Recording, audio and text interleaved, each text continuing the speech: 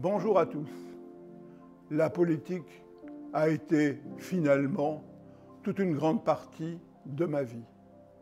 Mais elle a vraiment commencé en mai 68, là où il était interdit d'interdire, mais finalement quelque peu avant, en 1967, avec la guerre des 6 jours, qui est aujourd'hui une comparaison extrêmement grave et triste.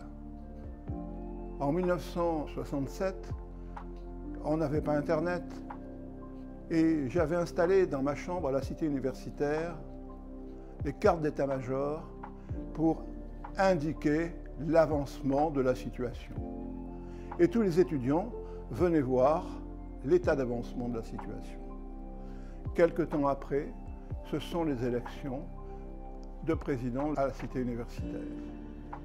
Et je suis élu et mon concurrent et sympathique ami me disait « mais tu as fait la campagne électorale juste avant » et effectivement, j'ai été élu président des étudiants.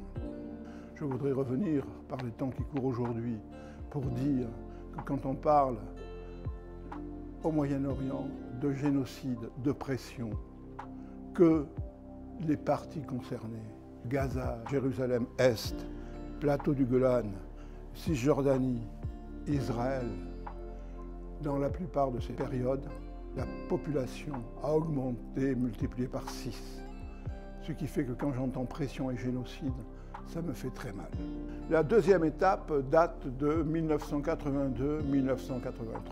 Me voilà chargé de mission de Jacques Toubon et en charge pour le RPR à Paris de m'occuper des militants pour préparer la campagne électorale pour les municipales de Paris. Avec les militants, nous avons travaillé sur comment préparer l'aventure des élections, comment être sur le marché. Et nous avons créé Agir à Paris. Et le résultat pour Chirac, 20 sièges sur 20. C'était vraiment très fort. Et la troisième étape, c'est mon retour à Monaco, de plus en plus présent, et être élu en 2013 et en 2018, et je deviens président de la commission de la culture et du patrimoine. S'il y avait quelques souvenirs à raconter, à dire et à mentionner, c'est d'abord évidemment la loi sur le patrimoine. La loi sur le patrimoine qui m'a valu beaucoup d'invectives, des pétitions. Je me souviens d'une pétition avec plus de 1000 signatures pour éviter de détruire le Sporting d'hiver. On voit aujourd'hui que le patrimoine, c'est l'histoire et aussi le développement. Et puis bien sûr, il y a eu des autres événements.